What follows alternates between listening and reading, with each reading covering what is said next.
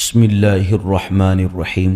حضرت سیدنا ابو ہریرہ رضی اللہ تعالی عنہ سے روایت ہے کہ میں نے رسول اکرم صلی اللہ علیہ وسلم کو یہ فرماتے ہوئے سنا، جو اللہ کی راہ میں ایک چیز کا جوڑا خرچ کرے گا تو اسے جنت کے دروازوں میں سے بلایا جائے گا۔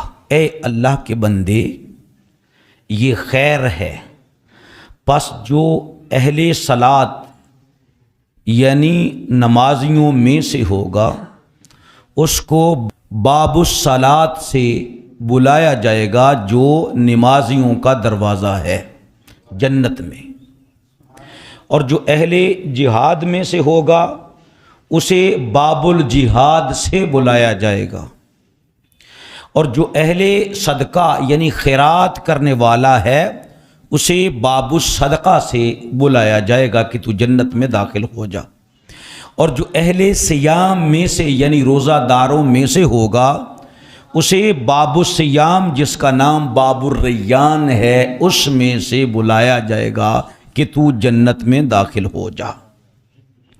حضرت سیدنا ابو بکر صدیق رضی اللہ تعالی عنہ نے عرض کیا، یا رسول اللہ، جو ان سارے دروازوں سے بلایا جائے اسے تو خدشہ ہی کیا، یعنی کوئی خدشہ نہیں۔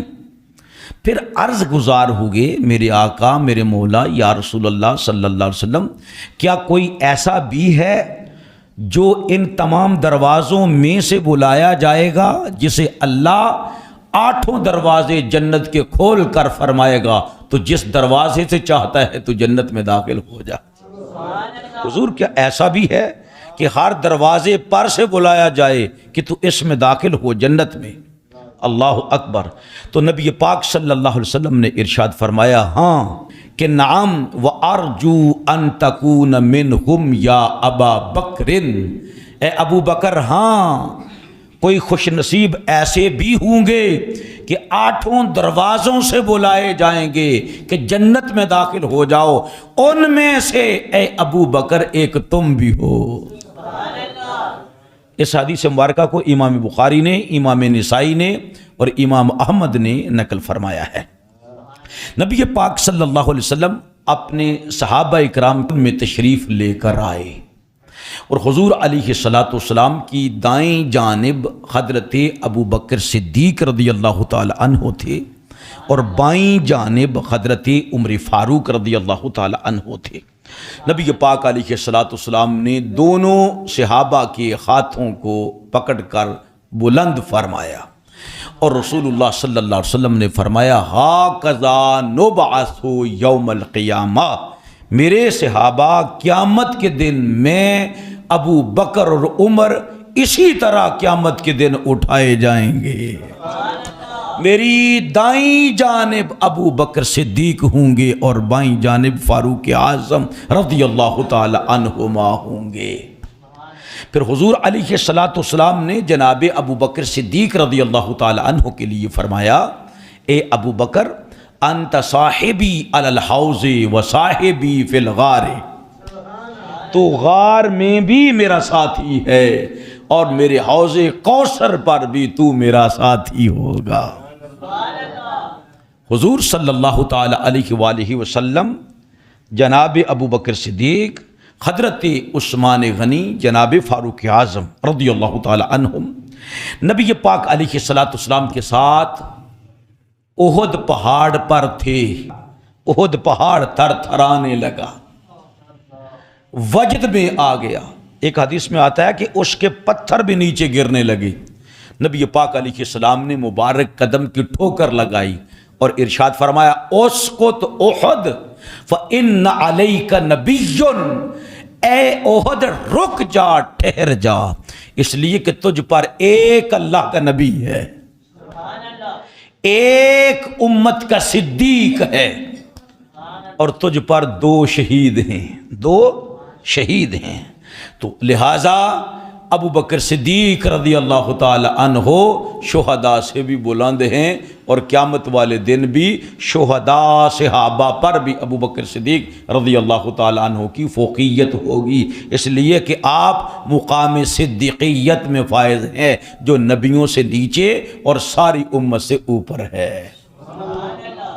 میرے عزیز دوستو، حضور سید عالم صلی اللہ علیہ وسلم کے صحابی ابو ہریرہ رضی اللہ تعالی عنہ فرماتی ہیں کہ ایک دن رسالت مآب صلی اللہ تعالی علیہ وسلم نے ارشاد فرمایا، تم میں سے آج کوئی روزہ دار ہے؟ تو ابو بکر صدیق عرض کرنے لگے، یا رسول اللہ میں روزہ دار ہوں۔ پھر نبی پاک صلی اللہ تعالی علیہ وسلم نے ارشاد فرمایا، کیا تم میں سے کسی نے آج جنازہ پڑھا ہے؟ ابو بکر صدیق رضی اللہ تعالیٰ عنہ عرض گزار ہوئے، یا رسول اللہ میں نے نماز جنازہ پڑھی ہے۔ پھر نبی پاک صلی اللہ تعالیٰ علیہ وسلم نے ارشاد فرمایا، کیا تم میں سے کسی نے آج مسکین کو کھانا کھلایا ہے؟ ابو بکر صدیق رضی اللہ تعالیٰ عنہ عرض کرتے ہیں، یا رسول اللہ میں نے مسکین کو کھانا کھلایا ہے۔ پھر حضور علیہ الصلوۃ والسلام نے ارشاد فرمایا، آج کسی نے کسی مریض کی تیمارداری کی ہے؟ عرض کی، یا رسول اللہ صلی اللہ علیہ وسلم میں نے کی ہے۔ تو نبی پاک علیہ الصلوۃ والسلام نے ارشاد فرمایا، مجتمعنا فی امرئ الا دخل الجنۃ، یہ باتیں چار اگر کسی مرد میں کسی آدمی میں جمع ہو جاتی ہیں تو اللہ رب العزت اس کو جنت عطا فرما دیتا ہے۔